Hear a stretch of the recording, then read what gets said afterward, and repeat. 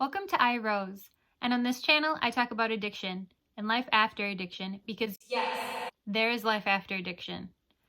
So today I wanted to talk about how I was homeless and how that happened and my story from my words. Because when you say that you're homeless, people just make up assumptions and they just say stuff and whatever. So it's no secret. I was an addict for around 10 years. It was manageable for a while. Like I could make it to work most days. I don't know. I was high on Adderall though, like a lot of those days. So like I was an alcoholic for a while, and then that didn't really impact my ability to take care of myself and like provide shelter for myself. Being on Adderall, I don't know, it put me in another world, that's for sure, in a different dimension where I thought that I was communicating with angels and stuff, and maybe I was, because who's to say? I just thought that certain things were going to be away, and kind of a little bit delusional. My father passed away in 2016, and kind of from then on, like, I'm not saying, like, I mean, that had a really big part to do with why I kind of, like, was really sad. I mean, obviously, but I wouldn't blame all of my troubles on that because I was still an addict for a long time before then. And so it was 2017 that I really turned it up a level. I would take like 5 times my prescribed dose of Adderall, and I was on a high dose of like, I won't even say because I don't want to put that out there, but it was a lot. I would go to work and I would be high on Adderall and whatever, and like I was just miserable and I just didn't want to work my job. It was a job that I really, really wanted to work for initially, like the company. Like I had applied to that place for like over 6 years, and then I finally got a job in 2016. I got one. Like in 2017, it was my Saturn return, and I don't know if you're familiar with astrology, but everyone has a Saturn return. It's every like 28 years or so, and it's when Saturn goes back to the spot where it is in your natal chart. And for me, it's in my second house, which is possessions. So that's like the I have house. So it's like I own. So this was like, I definitely felt my Saturn return here because I was going berserk, like shopping. Whenever I would, take Adderall, I would go to Goodwill and I would spend hundreds of dollars. And I really didn't have this money. It was all my credit cards. And I ended up racking up really high bills, and eventually I couldn't even end up paying them. It was just like $30,000 or more. So I have this Saturn return, and I'm going shopping all the time, like spendaholic.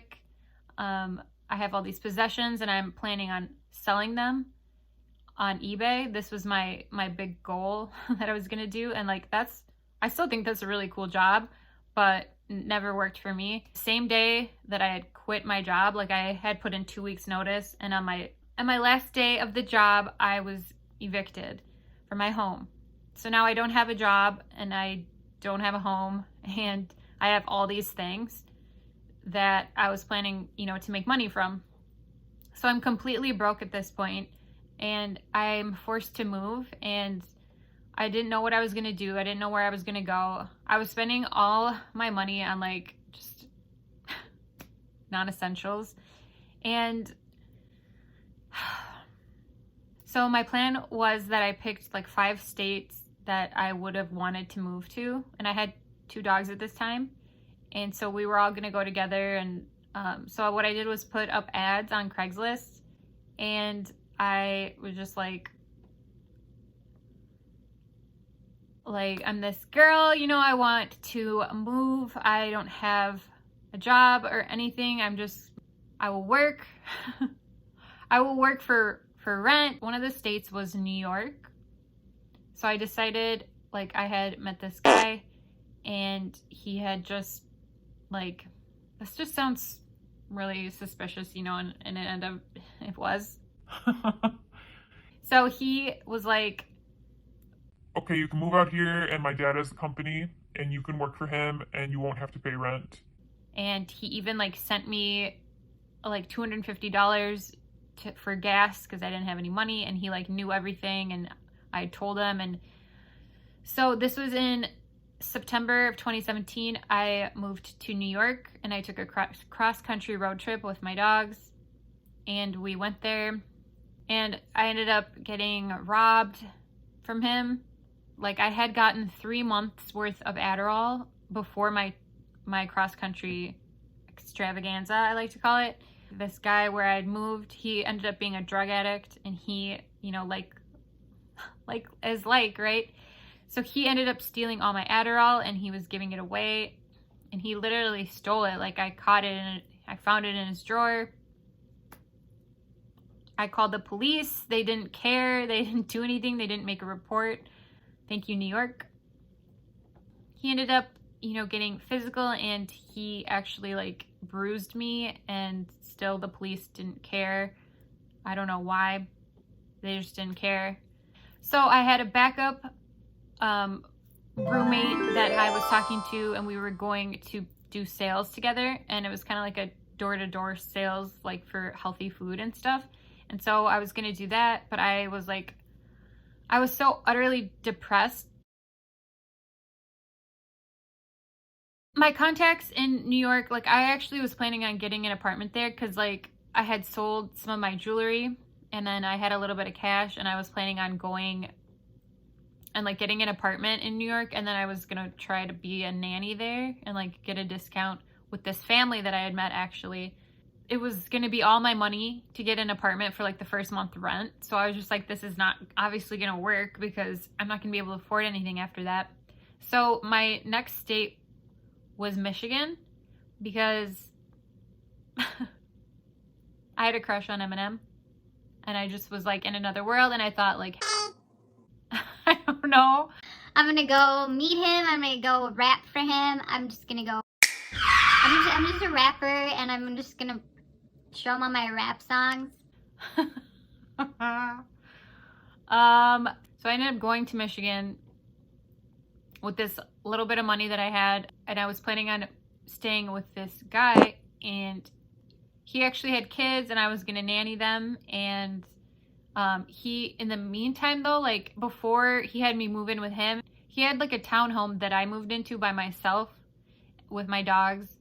And then I ended up like being such a mess or whatever that he was just like, You're so messy, like, you're not gonna be a good nanny. and then he actually tried to hit on me, and like that didn't work out. That was gross. And so that just didn't work out. So then I had a backup in Michigan, and so I went to stay with him, and he was really, really nice. And in Michigan, I actually found a job from the person that I was living with at this time. So I was able to work, and I was still an addict, but I was very, very like upfront with him, and I told him that I was an addict with Adderall, and like, but it really, really helped me focus, and that I needed it, and I like shared with him my history of mental illness.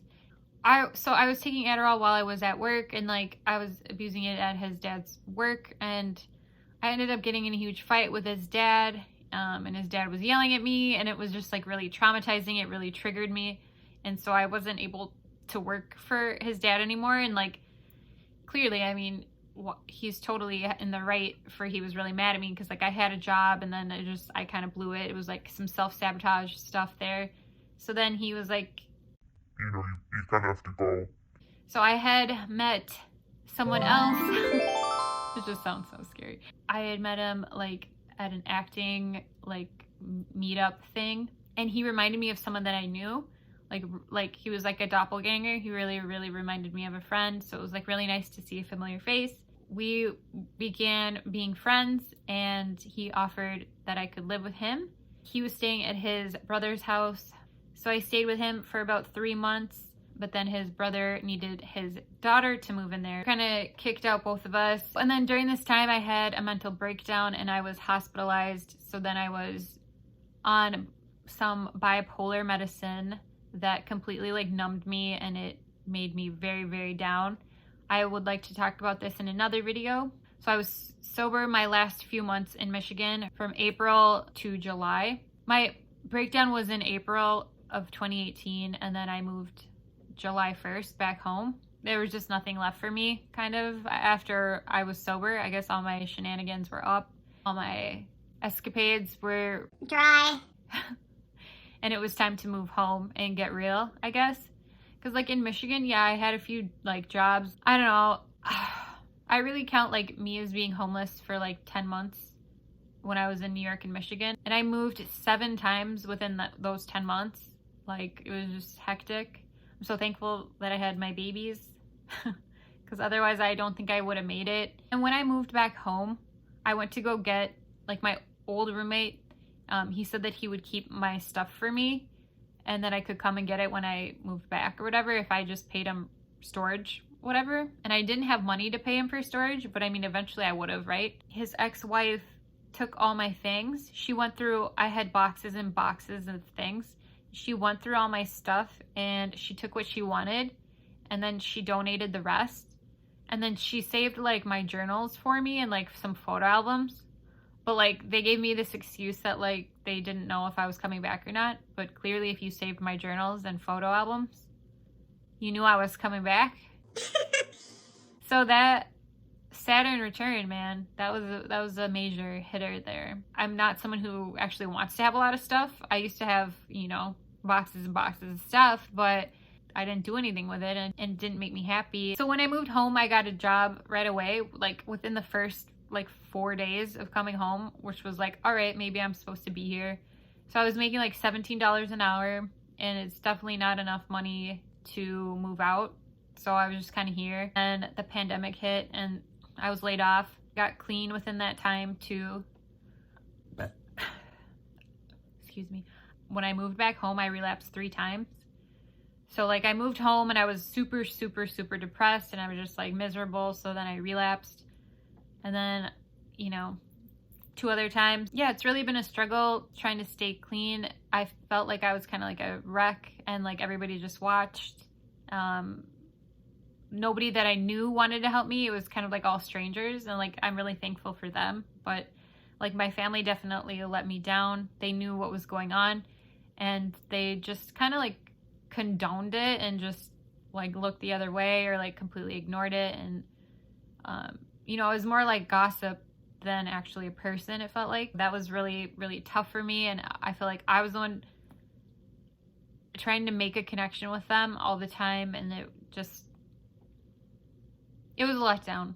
So I've been here since July 2018, and I've just been working on myself fully and completely. That's all I've been doing. I haven't had a relationship for a very long time. I haven't had many friends. I've just been like cooped up, and I'm really ready to like grow and just meet people and just be excited and like just do things that I've been too scared to do. Like the drugs like had me in this mindset of like I was going to be this great thing, you know, but I never actually did anything to work for it. And now that I'm clean, I can actually like go for my goals and like make friends and like treat them right and like demand respect for myself and like give myself that respect that I so needed and so just forgot to give myself. I just made really bad decisions, but I was able to, thankfully, my mom offered for me to stay here and she helped me save some money. So now I'm able to eventually, you know, right now I'm a contractor, so I don't have any job security, but I'm making more money. So once I get a job, I will definitely be able to move out, but still, I don't know. I'm really hoping I get a job soon because I want to get out of here. But I'm thankful that I have a place to stay. All in all, like I'm just really happy that I'm safe and that my dogs are safe and we made it back all right, you know, and that I was able to get sober. Yes, I was definitely homeless like that. There were nights I slept in my car, and you know, I was a wanderer. Like I just went from home to home and without anything to call my own. But I was really thankful for the people that I met, that most of them, you know, did not try to take advantage of me. Some of them did, but there are a lot of good people out there. I'm not ashamed that I was homeless because like I look at it as something that I have overcome. And I had told someone at where I used to volunteer, and she kind of like used it to tell other people like it was gossip. And like for me, like I kind of was just like, oh wow, like that says more about her than it says about me, because I'm so proud to say that I made it through homelessness. I'm not letting that like ruin my life or anything. Like I'm proud of myself that I was able to overcome, you know, so much. And if anyone says anything bad, it's like, well, yeah, I'm here though. Like look how strong I am. Like look at what I've overcome. So for anyone, like if you've been homeless and you have people talking like that about you, like it's gossip, just remind them like how strong you are and like how you just bounce back, right? Because like that's what it is. And I'm resilient, you know, like looking back, yeah, I had some weak moments and I fumbled, you know, but I got back up and I continue. We do this. You know, that's why I have this channel. It's called I Rose, because it's like I rose from all that I had fallen for, you know, like I am the phoenix from the ashes and I will continue to grow and to be stronger. Yeah, thank you so much for watching. I really appreciate you taking the time out to stop by. Please like and subscribe if you enjoyed. And then also please check out my new website. I have a blog. It's called irose2222.com. And over there you'll find more about my journey and just what I've been through and some tips. I would love if you subscribe to stick around. So thank you so much. Bye.